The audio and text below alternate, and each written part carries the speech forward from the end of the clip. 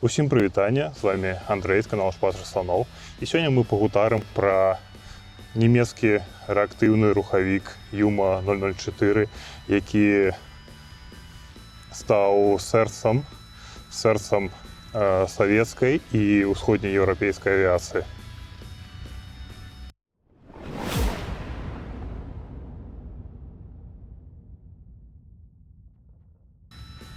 Канцэпцыя рэактыўнага руху чалавецтва знакома як мінімум з антычнасці. Яшчэ ў першым стагоддзі нашай эры антычны філосаф Герон Александрыйскі стварыў так званы шар Герона і апісаў яго ў сваім трактаце «Пнеўматыка». Пазней кітайцы вынашлі порах, разам з ім ракеты і феерверкі, якія папалі ў Еўропу ў 12-13 стагоддзі. У 20-е гады 20-го стагоддзя ў перыяд бурнага развіцця авіяцыі, але яшчэ слабых паршневых рухавікоў, інжынеры спакусліва паглядалі на ракеты. І калі вы маеце самалёт і маеце ракету, гэта толькі пытанне часу, калі хто-небудзь прымасуе ракету да самалёта. І, напрыклад, у 1939 годзе паляцеў першы спраектаваны пад ракетны рухавік ракетны самалёт Хенкель 168, калі не памыляюсь. І ўжо ён развіў немагчымыя для 1939 года 800 км на гадзіну, але паліва хапіла толькі на хвіліну палёта, і гэта быў вялікі недахоп такіх рухавікоў. Вялікая пражэрнасць, пры іх добрай цягі, вялікая пражэрнасць, і яшчэ прыхадзілася таскаць акісняльнік з сабой, што таксама не вельмі зручна, асабліва калі мы маем акісняльнік у паветры, то бок кісларод. У 1937 годзе была праведзена прэзентацыя магчымасцей турбарэактыўнай авіяцыі для чыноўнікаў германскага міністэрства авіяцыі. Асаблівага захаплення не было ад гэтай прэзентацыі, але некалькі інжынераў убачылі патэнцыял і параілі моторабудаўнічым заводам, моторна-будаўнічным кампаніям пачаць распрацоўку такога турбарэактыўнага рухавіка. Юнкерс Моторенwerke, ці скарочана Юма, у 1939 годзе стварыла працоўную групу пад кіраўніцтвам Ансельма Франца. Гэта яму належыць ідэя выкарыстаць асевы 8-ступеньчаты кампрэсар. Гэта была ідэя на той момант невідавочная, але прагрэсіўная.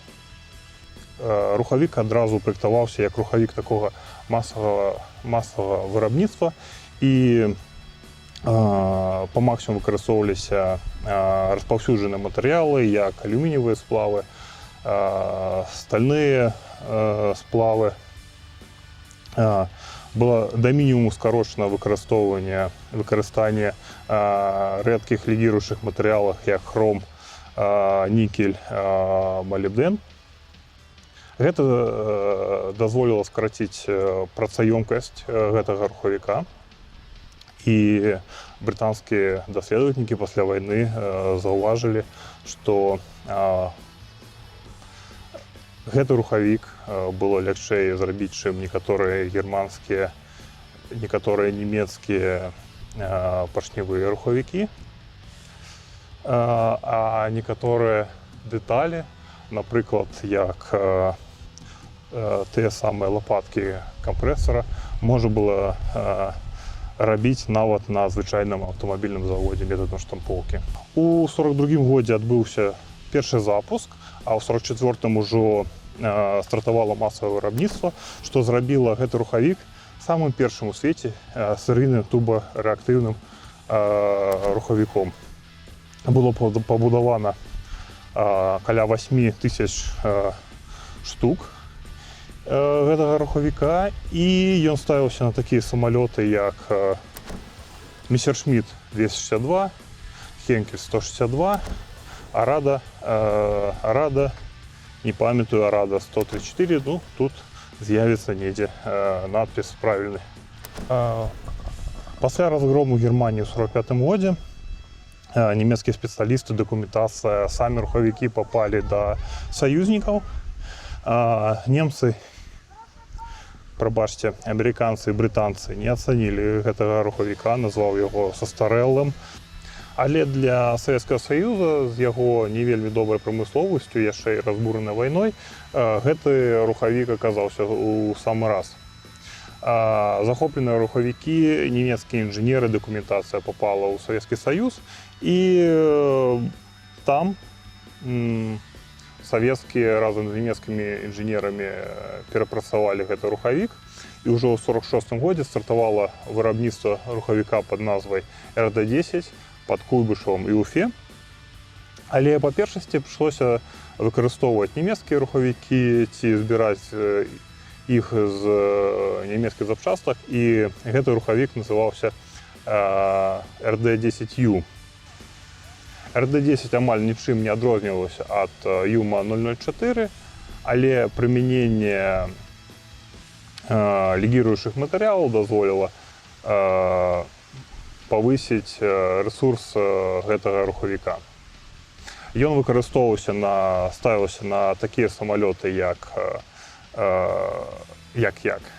на самалёты як 15, як 17 і Ла-150. Ось так выглядае ў жыцці РД-10А, удасканаленая форма ЮМА-004.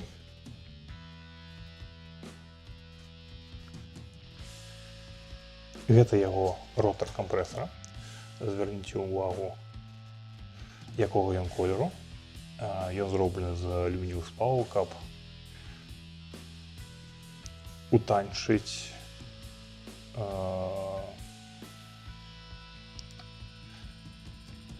зменшыць колькасць рэдкіх матэрыялаў, якія ў ім ужываюцца, каб утанчыць вырабніцтва.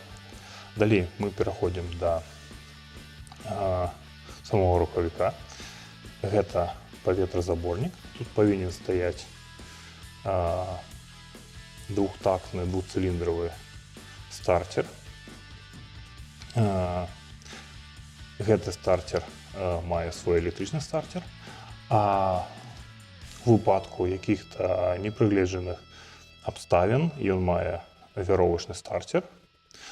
Буквально запускаецца як бензапіла, дзе вы яшчэ убачыце рэактыўныя знішчальнікі, якія запускаюцца як бензапіла. Далей тут у нас знаходзіцца масляны бак і топливны бак стартера. Памятаеце, што я казаў пра эканомію вольнага месца. Ён убудаваны і зроблены як корпус паветразаборніка. Далей у нас тут знаходзіцца прывад коробкі агрэгатаў і коробка агрэгатаў, на якой прымацаваны неабходныя для рухавіка механізмы. Напрыклад, масланасос, топливная аўтаматыка, топливные насосы і так далей.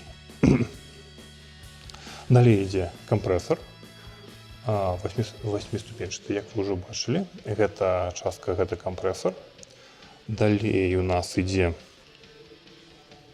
6 трубак камеры згарання. Камера згарання трубчатага тыпа. І як я казаў раней, яна была так зроблена.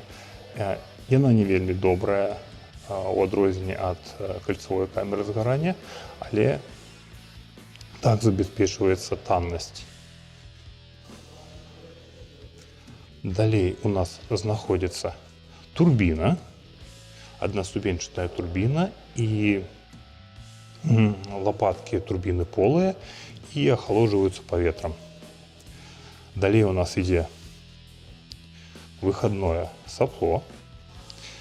Сячэнне гэтага сапла можа рэгуліравацца вось гэтым цэнтральным целам, якое называецца па-нямецку цвібель, а па-нашаму тутэйшаму гэта азначае цыбуліна.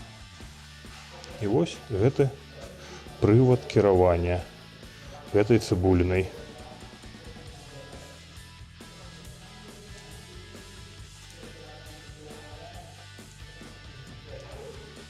Вось так нямецкія спецыялісты далі штуршок развіццю савецкай і ўсходнееўрапейскай рэактыўнай авіяцыі. Гэты рухавік вырабляўся не толькі ў Савецкім Саюзе, але працягваў вырабляцца ў Чэхіі пад маркай Авіа ўжо пасля капітуляцыі Германіі.